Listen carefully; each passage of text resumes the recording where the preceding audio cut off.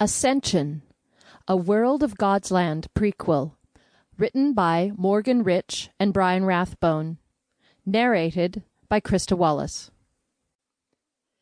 Chapter 1.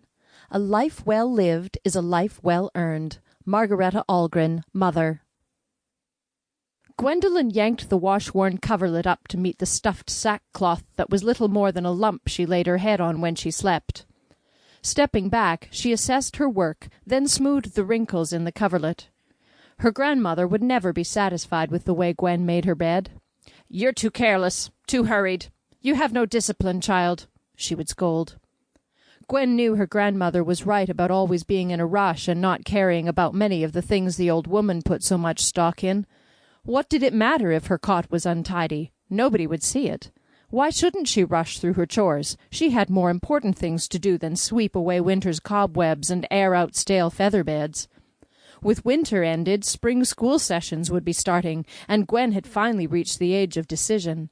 She had reached her late teens, and that meant she could decide which type of education she would specialize in for the remaining 2 years of study. She stepped onto her cot and stood on tiptoes, fingertips clinging to the rotted window-sill, and peered outside through the sheer curtains.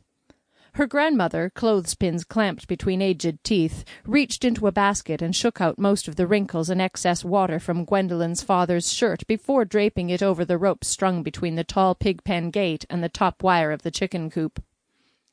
Gwen ducked down before her grandmother could look toward the cottage and spot her.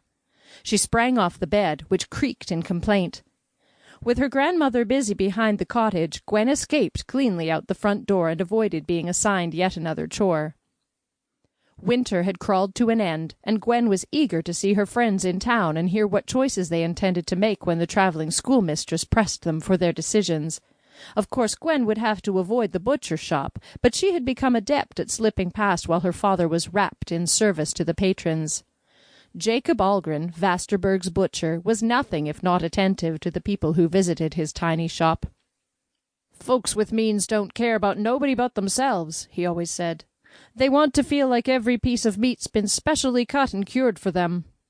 That was exactly how Jacob treated the Westlanders with enough money that they didn't have to hunt for their food or slaughter their own livestock, as if they, like the meat they bought from him, were special. Today she didn't have to slink through town in the midst of a crowd to get to her best friend's house at the far end of the main road that ran through town, though. Gilly met her as she approached Vasterburg. "Gwen, I was coming to get you. You have to see who's come to town. They're magnificent." Gilly's grin spread wide, and so did her arms as she rushed. Sample complete. Ready to continue?